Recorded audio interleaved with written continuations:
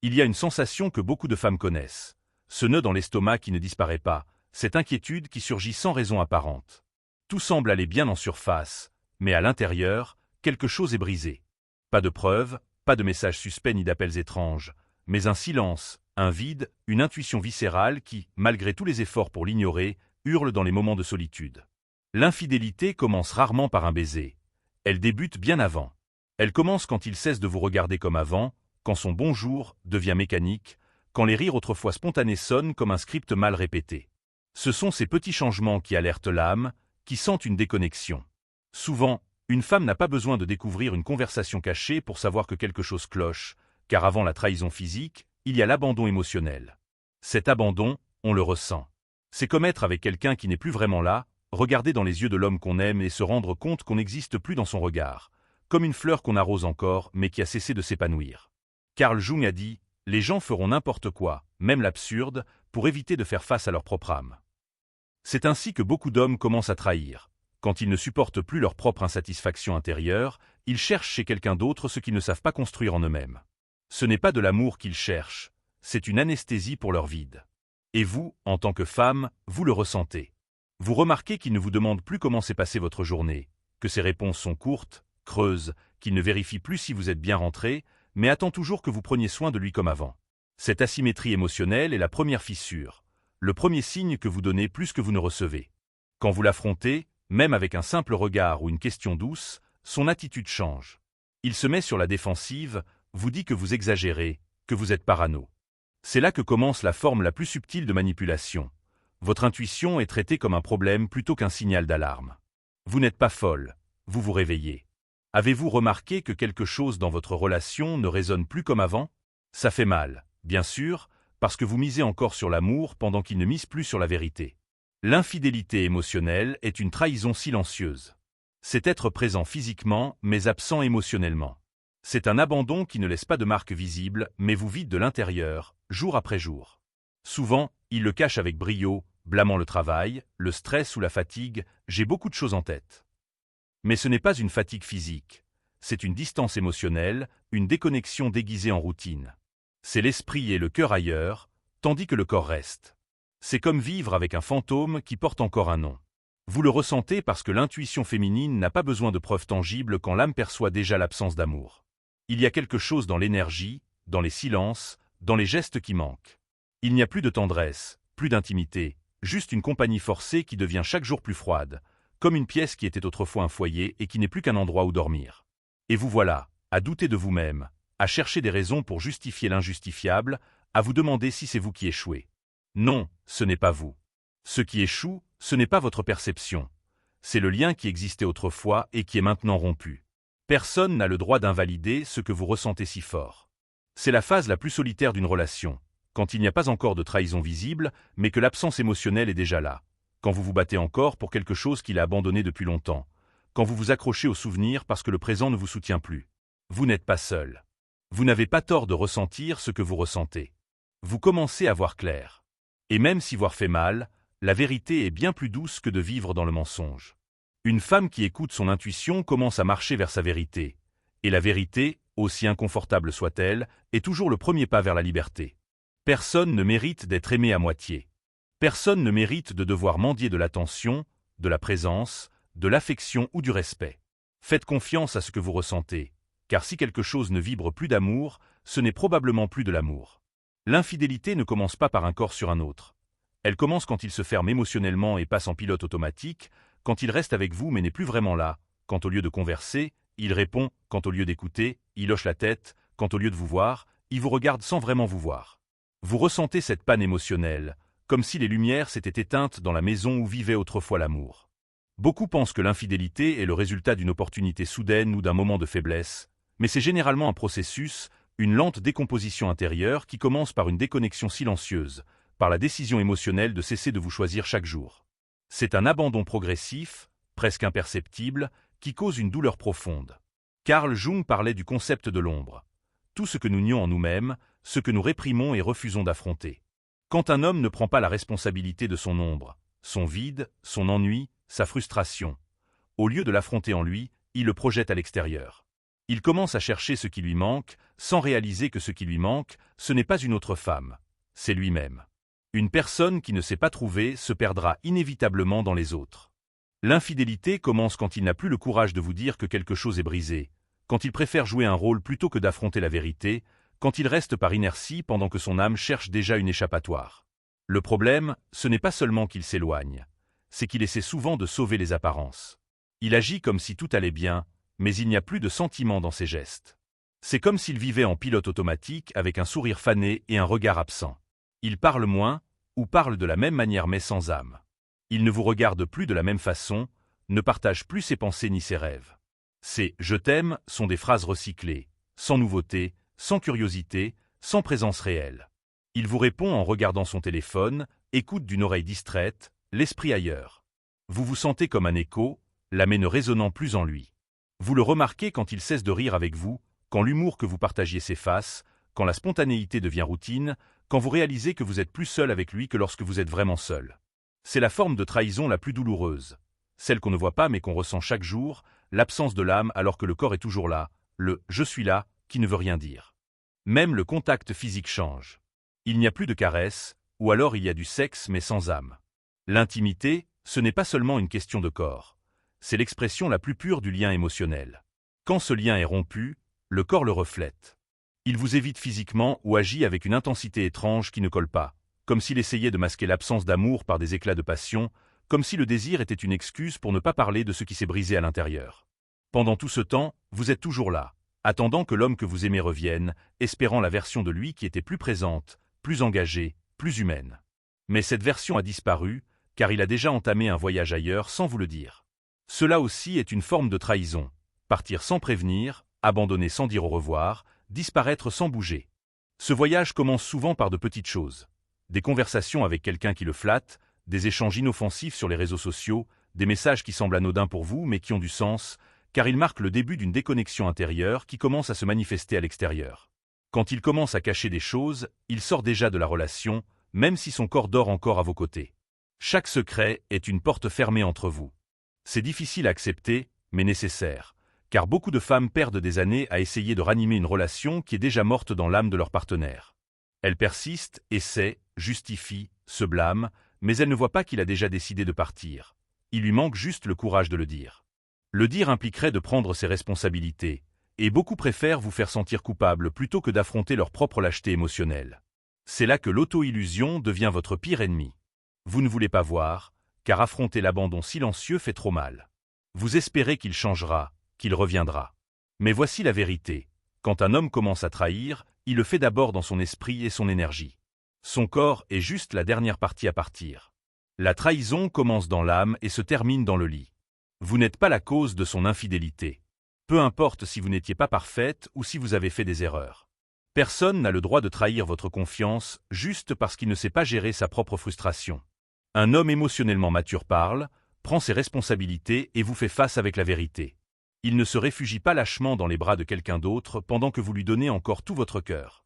L'infidélité commence dans l'âme, car c'est là que la décision de ne plus être émotionnellement fidèle est prise en premier. Être fidèle, ce n'est pas seulement éviter de coucher avec quelqu'un d'autre. C'est prendre soin du lien, être présent, vous choisir, communiquer, honorer l'engagement émotionnel. Quand il cesse de le faire, la trahison a déjà commencé, même s'il n'y a pas encore une autre femme, même s'il dort encore à côté de vous. La vraie fidélité se voit dans l'intention, pas seulement dans l'absence de preuves physiques. Alors, si vous sentez que quelque chose est brisé, c'est probablement le cas. Si vous vous sentez seul dans la relation, c'est peut-être parce qu'il s'est déjà déconnecté émotionnellement. Plus tôt vous le reconnaîtrez, plus tôt vous pourrez décider si vous voulez attendre des miettes ou reprendre votre dignité et choisir votre paix. Vous n'êtes pas né pour mendier de l'amour, vous êtes né pour le vivre pleinement. Ce n'est pas de la magie, ce n'est pas de la paranoïa, c'est de la perception. Le corps le sent avant que l'esprit ne le comprenne.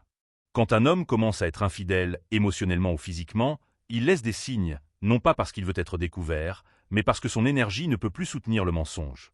Il y a des schémas, des comportements qui se répètent dans presque tous les cas, même si les situations diffèrent. Si vous observez clairement, sans romantiser ni justifier, vous verrez que tout était là, sous vos yeux. Votre intuition murmure ce que vos yeux ne sont pas encore prêts à voir. Tout commence quand il devient absent sans partir. Il n'écoute plus, ne vous cherche plus, ne montre plus d'intérêt. Ses réponses deviennent froides ou évasives, je suis vraiment fatigué, j'ai beaucoup de choses à gérer, je ne suis pas d'humeur. Il y a toujours une excuse, mais la vérité, c'est que son énergie n'est plus avec vous. Il commence à se retirer, ne partage plus ses sentiments, ne vous raconte plus sa journée, ne vous demande plus comment vous allez. Il commence à vous traiter comme une colocataire plutôt qu'une partenaire. Quand vous essayez de vous rapprocher, vous vous heurtez à un mur invisible. Il devient un fantôme émotionnel, se cachant derrière la routine. La maison semble la même, les repas sont servis, mais l'âme de la relation a disparu. Ensuite viennent les secrets numériques et les comportements défensifs. Là où il laissait autrefois son téléphone en évidence, il le garde maintenant comme s'il s'agissait d'un dispositif nucléaire. Il change son mot de passe, le pose face cachée, l'emporte avec lui dans la salle de bain. Si vous posez une question innocente comme « Qui t'a écrit ?», sa réaction est disproportionnée. « Pourquoi ça t'intéresse ? Tu m'espionnes ? T'es tellement jalouse. » Dans cette défense exagérée se trouve l'aveu, car quand il n'y a rien à cacher, il n'y a pas de raison de s'énerver. Mais quand une conversation parallèle commence, quand une double vie émotionnelle se déroule, la comédie commence. Il vous fait sentir intrusive pour avoir suivi votre intuition. Il peut même vous accuser d'être insécure alors qu'en réalité, c'est lui qui brise la confiance. C'est une forme d'abus émotionnel. Déformer vos sentiments pour éviter d'assumer ses actes. Les changements dans l'intimité sexuelle sont un autre signe. Le lit ne ment pas. Il peut devenir froid, ou au contraire, inhabituellement intense. Les deux extrêmes sont révélateurs. Certains hommes, par culpabilité, tentent de compenser avec un sexe soudain, presque théâtral, comme s'ils essayaient de taire leur trahison intérieure par de la passion. D'autres se déconnectent simplement. Ils ne vous touchent plus, ne vous désirent plus, ne vous ressentent plus. Même la façon dont ils vous touchent change, mécanique, sans tendresse, sans connexion émotionnelle. Le sexe devient une transaction creuse, un moyen de maintenir les apparences, ou pire, un acte qui vous rend plus seul que jamais, car il n'y a rien de plus dévastateur que d'être touché sans être vraiment ressenti. Des disputes inutiles et des conflits sans sens surgissent. Il commence à chercher des noises pour n'importe quoi, un mot, un geste, un oubli mineur. Tout devient prétexte à se disputer, car il a besoin d'une excuse pour s'éloigner, pour justifier sa distance. S'il vous dépeint comme la méchante, il peut se convaincre qu'il a le droit de chercher mieux ailleurs. C'est ce qu'on appelle la projection. Il vous accuse de ce qu'il fait, vous blâme pour ce qu'il ne veut pas admettre, fait de vous la toxique, la dramatique, celle qui ne comprend rien. Il peut même vous provoquer exprès pour créer des conflits, car des conflits constants lui donnent une excuse interne pour justifier sa déconnexion émotionnelle. Au lieu d'affronter sa trahison, il préfère vous dépeindre comme une femme insupportable. Il vous retire de ses projets d'avenir. Là où il parlait autrefois de voyager ensemble, maintenant il fait des plans seuls. Là où il disait « nous », maintenant c'est « moi ». Il ne prononce plus votre nom quand il parle de son futur, ne vous inclut plus dans ses décisions, ne vous voit plus dans sa vision à long terme. Vous le sentez, vous disparaissez lentement de ses rêves. Les objectifs communs s'effacent, le chemin partagé se dissout. Il n'y a plus de conversation sur l'avenir, et si vous en parlez, il change de sujet, s'agace ou esquive.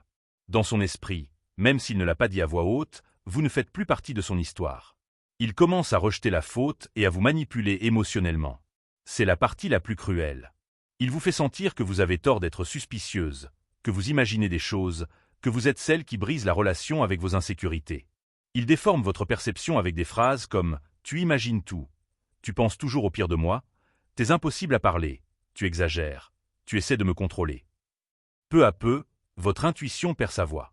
Vous ne savez plus si vous devez faire confiance à vos sentiments. Vous vous demandez si vous réagissez de manière excessive.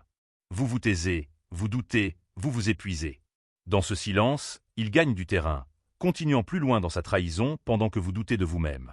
La partie la plus triste, c'est que beaucoup de femmes s'adaptent à cet abus émotionnel, espérant que c'est temporaire, espérant qu'il redeviendra celui qu'il était. Mais cette version de lui est partie. Votre intuition est le radar de votre âme, et si quelque chose semble différent, c'est probablement le cas. Vous n'avez pas besoin d'une photo, d'un message ou d'un témoin, car la trahison la plus profonde ne se voit pas avec les yeux. Elle se ressent dans l'âme, dans un corps qui ne vibre plus de la même manière, dans une tristesse qui surgit sans raison, dans un rire qui ne vient plus naturellement, dans le regard vide d'un homme qui était autrefois un foyer et qui est maintenant un étranger. Si l'un de ces signes est présent, ne l'ignorez pas. Ne normalisez pas ce qui fait mal. Ne justifiez pas ce qui ternit votre lumière. La vraie fidélité, on la ressent, et quand elle disparaît, on le ressent aussi. Comme le disait Carl Jung, ce que vous résistez persiste, et résister à la vérité que vous connaissez déjà ne fait que prolonger votre douleur.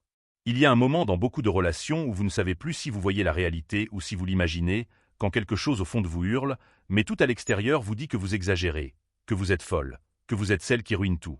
Ce moment est l'épicentre de la manipulation émotionnelle, quand il a déjà commencé à partir mais refuse de l'admettre, quand il s'est déconnecté mais ne veut pas passer pour le méchant. Alors, que fait-il? Il change le miroir, déforme votre perception, plante des doutes dans votre cœur pour que vous ne voyez pas ce que vous savez déjà. Il le fait avec des phrases subtiles mais dévastatrices. Tu imagines tout.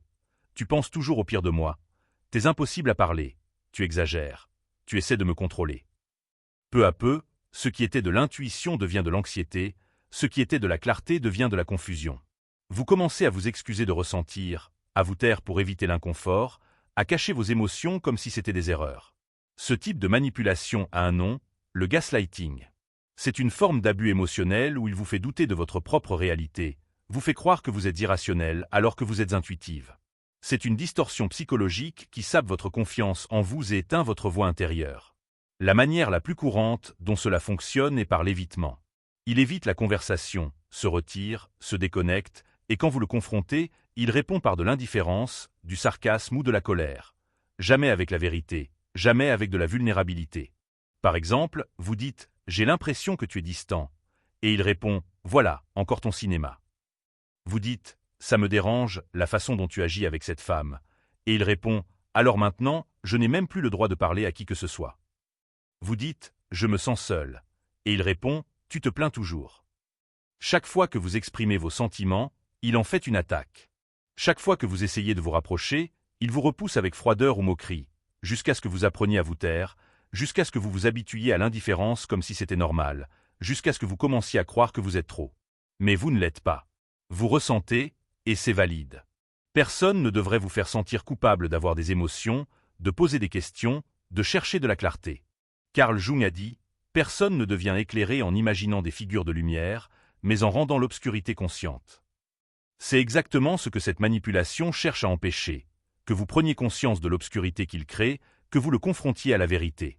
C'est pourquoi il a besoin que vous doutiez, que vous croyiez que vous êtes le problème. Une autre tactique courante est la comparaison silencieuse. Tout à coup, il commence à parler d'autres femmes, disant que quelqu'un d'autre le comprend mieux, écoute sans juger. Il ne le fait pas pour ouvrir une conversation honnête. Il le fait pour vous faire sentir petite, pour affaiblir votre estime de vous, pour vous faire croire que vous n'êtes plus assez. Il peut jouer avec vos insécurités, t'es trop sensible en ce moment, t'as changé, t'es plus comme avant. Ne sois pas comme ça, c'était juste une blague. Vous commencez à vous adapter, à changer pour lui plaire, à cacher ce qui vous dérange, à faire plus d'efforts, à vous rapetisser pour ne pas le perdre. C'est là que vous le perdez encore plus, et que vous vous perdez dans le processus. La manipulation émotionnelle n'est pas là pour résoudre, elle est là pour contrôler. Il s'agit de vous faire ajuster à son inconfort, d'excuser ses erreurs, de devenir plus petite pour qu'il n'ait pas à affronter son propre ego. Cela se fait avec un calme apparent, pas de cris, pas de coups, mais avec des gestes, des silences, des attitudes qui vous brisent de l'intérieur. La douleur est tout aussi réelle, voire pire, car elle est invisible pour tout le monde sauf vous. Vous ne pouvez plus parler sans être interrompu, pleurer sans vous sentir coupable, dire « ça me fait mal », sans entendre « arrête de faire du drame ». Si quelqu'un vous demandait ce qui se passe, vous ne sauriez peut-être pas comment l'expliquer, car il n'y a pas de grande scène, pas de preuves, pas de drame clair, juste une érosion quotidienne de votre estime de vous, un effondrement lent de votre sécurité émotionnelle. La question est, combien de temps encore allez-vous laisser cela continuer? Vous n'êtes pas né pour douter de vous, pour mendier de la validation, pour taire votre intuition. Si un homme ne peut pas gérer une conversation inconfortable, il n'est pas prêt pour une vraie relation. S'il a besoin de manipuler au lieu de prendre ses responsabilités, il n'est pas émotionnellement mature. S'il transforme votre clarté en problème, alors le problème, c'est lui. Le véritable amour ne vous fait pas douter de votre valeur. Il ne vous réduit pas au silence, ne vous rapetisse pas, ne vous embrouille pas. Si vous êtes dans une relation où ce que vous ressentez est plus de doute que de paix, plus d'anxiété que de confiance, plus de peur que d'amour, alors ce n'est pas de l'amour, c'est de la dépendance émotionnelle alimentée par la manipulation. Aujourd'hui est le jour pour reprendre votre voix, pour refaire confiance à votre perception, pour honorer ce que vous ressentez, même si personne d'autre ne le comprend, car vous le comprenez, et c'est suffisant. Une femme consciente n'a pas besoin de preuves physiques quand son âme a déjà ressenti l'abandon. L'âme ne ment pas, elle se fatigue juste d'être ignorée. Il y a un moment dans chaque histoire douloureuse où la femme cesse d'attendre, où elle ne cherche plus d'explications, où elle n'a plus besoin de preuves. Elle se réveille, tout simplement. Ce réveil fait mal, car ce n'est pas seulement accepter qu'il ne vous aime plus comme avant. C'est accepter que vous vous êtes abandonné aussi, que vous êtes resté alors qu'il était déjà parti, que vous avez défendu un lien où vous étiez la seule encore présente. Mais cette douleur, bien que profonde, est sacrée, car elle marque le début de votre renaissance. Vous abandonner n'est pas de l'égoïsme, c'est de la survie émotionnelle. C'est comprendre qu'une relation où vous devez mendier de l'attention, de la vérité ou du respect n'est pas de l'amour. C'est de la dépendance, de la peur déguisée en espoir. Vous n'êtes pas ici pour vivre dans la peur. Vous êtes ici pour apprendre à vous regarder avec les mêmes yeux dont vous espériez qu'il vous verrait, pour devenir la femme qui croit en sa propre valeur sans avoir besoin d'être choisie, pour récupérer ce que vous avez donné sans condition. Votre temps, votre énergie, votre tendresse. Ce n'est pas votre faute si vous avez aimé. Ce n'est pas votre faute si vous avez fait confiance. Mais c'est votre responsabilité de guérir, et pour guérir, vous devez lâcher prise. Lâcher prise, ce n'est pas de la haine, une punition ou une fermeture de cœur. Lâcher prise, c'est dire « je comprends. Je n'ai plus besoin de preuves. Je ne veux plus justifier l'injustifiable. Je me choisis. » C'est l'acte le plus puissant que vous puissiez faire. Carl Jung a dit « La liberté ne vient pas quand nous changeons les autres, mais quand nous cessons de réagir à leur ombre. » C'est exactement ce que vous faites quand vous arrêtez de demander à quelqu'un de vous valoriser. Vous sortez de son ombre émotionnelle et récupérez votre lumière. L'intuition que vous avez ignorée si longtemps devient maintenant votre boussole. Cette même intuition qu'il a essayé de faire taire, que vous avez vous-même réduite au silence, est maintenant votre guide. Si vous l'écoutez, elle vous ramènera à vous-même. Vous n'avez pas besoin de preuves physiques. Vous avez déjà vu son absence, vécu son désintérêt, ressenti son indifférence. Cela suffit. Maintenant, il est temps de reconstruire, de marcher seul à nouveau sans avoir l'impression de perdre quelque chose, car vous ne perdez pas, vous récupérez. Vous récupérez votre pouvoir, votre dignité, votre voix. Vous en avez fini de mendier ce qui vous revient de droit. Un amour mutuel, de la clarté, une présence réelle. Oui, il y aura des jours de nostalgie, des jours où les bons moments vous manqueront, des jours où vous aurez envie de croire à nouveau. Ces jours-là, rappelez-vous pourquoi vous êtes parti. Rappelez-vous ce que vous avez ressenti, ce que vous avez eu par amour. Puis respirez et avancez. Une femme qui a été trahie, si elle ne se brise pas, se transforme. Elle devient celle qui n'accepte plus les amours à moitié, qui ne justifie plus les absences, qui n'a plus besoin d'approbation, qui n'attend plus. Si un jour vous aimez à nouveau, et vous aimerez, ce sera depuis un autre endroit, depuis une version de vous-même qui n'a plus peur de dire « ce n'est pas assez ». Vous saurez que la paix vaut plus que l'attachement, que l'amour de soi ne doit jamais être sacrifié pour l'amour de quelqu'un d'autre. Alors aujourd'hui, ne pleurez pas pour celui qui n'a pas su prendre soin de vous. Pleurez pour vous, pour ce que vous avez enduré, pour ce que vous avez reporté, pour ce que vous méritiez et n'avez pas reçu. Pleurez, puis essuyez votre visage et continuez, car cette histoire n'est plus la sienne. C'est la vôtre, et c'est à vous de décider comment elle se termine. Vous n'êtes pas une victime, vous êtes une femme éveillée. Vous n'êtes pas difficile à aimer. Il n'était simplement pas prête à aimer avec la profondeur dont vous aimez. Vous n'êtes pas fragile. Vous êtes forte pour ressentir autant et ne pas vous endurcir. Surtout, vous n'êtes pas seule. Il y a des milliers de femmes qui se réveillent comme vous, qui sortent de l'auto-illusion, qui brisent des chaînes invisibles, qui apprennent à s'écouter, à se croire, à se reconstruire. Survivre ne suffit plus. Aujourd'hui est le moment de vivre dans la vérité. Vivre dans la vérité, c'est laisser partir celui qui ne résonne plus avec vous, fermer des cycles même s'ils font encore mal, croire en vous-même même quand tout autour de vous vous dit de douter. Faites confiance à votre intuition, à ce murmure intérieur qui dit « assez ». Faites confiance à votre chemin, même s'il est incertain, car en fin de compte, chaque femme qui se choisit trouve le type d'amour le plus important, celui qui vient de l'intérieur. Et pour conclure, gravez ceci dans votre âme. Une femme consciente n'a pas besoin de voir la trahison avec ses yeux quand elle a déjà ressenti dans son âme.